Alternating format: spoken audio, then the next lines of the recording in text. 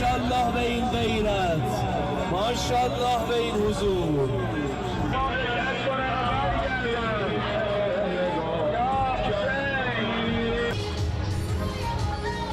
Syria में ईरानी दूतावास पर इजरायली एयर स्ट्राइक के बाद से मिडिल ईस्ट में तनाव चरम पर पहुंच गया है।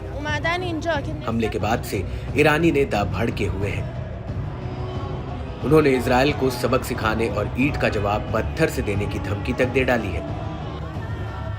ईरान के सर्वोच्च नेता अयातुल्ला अली खामेनेई ने तो कसम भी खाई है कि बदले में इजरायल को चेहरे पर तमाचा मिलेगा।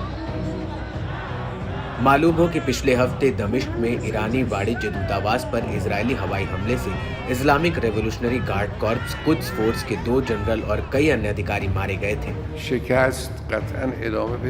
ईरान ने इजरायल को यह धमकी भी दी थी कि उसके दूतावास भी सुरक्षित नहीं है, जिसकी वजह से इजरायल ने अपने 28 दूतावासों को अस्थायी तौर पर बंद करने का फैसला भी लिया। साथ ही महत्वपूर्ण इमारतों की सुरक्षा भी बढ़ा दी।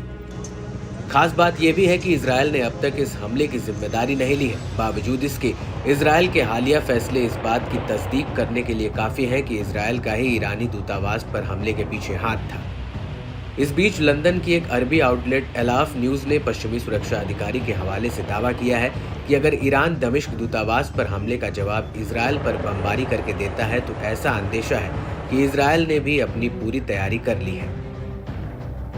इजरायल की सेना अलर्ट मोड में है। दावा किया जा रहा है कि इजरायल ईरान के परमाणु कार्यक्रम पर ही धावा बोल सकता है। बाकायदा इसके लिए इजरायली वायुसेना संवेदनशील इलाकों पर हमला करने की ट्रेनिंग भी ले रही है।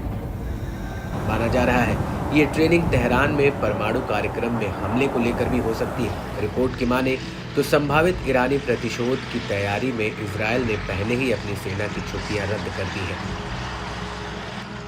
अरबी आउटलेट की रिपोर्ट में संभावित इजरायली लक्ष्यों की एक लिस्ट का भी जिक्र है, जिसमें अरक हेवी वाटर रिएक्टर और बुशहर परमाणु ऊर्जा स्टेशन से लेकर गाचिन यूरेनियम खदान और नटानज यूरेनियम सर्विस तक शामिल है। दावा है कि इनमें से किसी पर भी इजरायली हमला मिडिल ईस्ट के संघर्ष में अभूतपूर्व बढ़ोतरी का प्रतीक हो सकता है। इस बीच कई अमेरिकी मीडिया आउटलेट्स ने अमेरिकी खुफिया सूत्रों का हवाला देते हुए बताया है कि ईरान का इरादा रमजान के इस्लामी पवित्र महीने के खत्म होने के बाद इजरायल पर हमला करने का है। इसके लिए ईरान अपनी बैलिस्टिक मिसाइलों और केमिकोज ड्रोन को इस्तेमाल कर सकता है। CNN ने अमेरिकी जासूसों का हवाला देते हुए संभावना जताई है कि ईरान इजरायल पर सीधा हमला करने की बजाय मिडिल ईस्ट में प्रॉक्सी वॉर के जरिए इजरायल को झटके पर झटका देता रहेगा।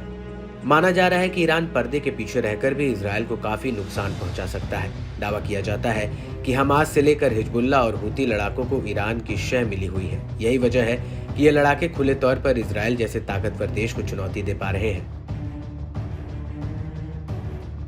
इसके अलावा अरबी आउटलेट की रिपोर्ट में दावा किया गया है कि अमेरिका इजरायल का समर्थन करता रहेगा, उसे इस मिशन के लिए आवश्यक सभी सहायता, हथियार और उपकरण प्रदान करता रहेगा। अमेरिकी राष्ट्रपति जो बाइडेन ने इजरायली पीएम नेतन्याहू को आश्वासन दिया है कि वॉशिंगटन सभी परिस्थितियों में इजरायल के साथ खड़ा रहेगा।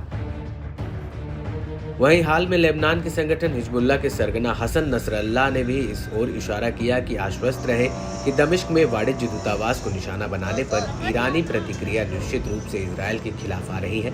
ऐसे में ये देखना काफी अहम रहेगा कि प्रतिरोध की आग में झुलस रहा ईरान कब, कहां और कैसे अपने कट्टर दुश्मन इजरायल को बहुत बड़ा झटका देता है।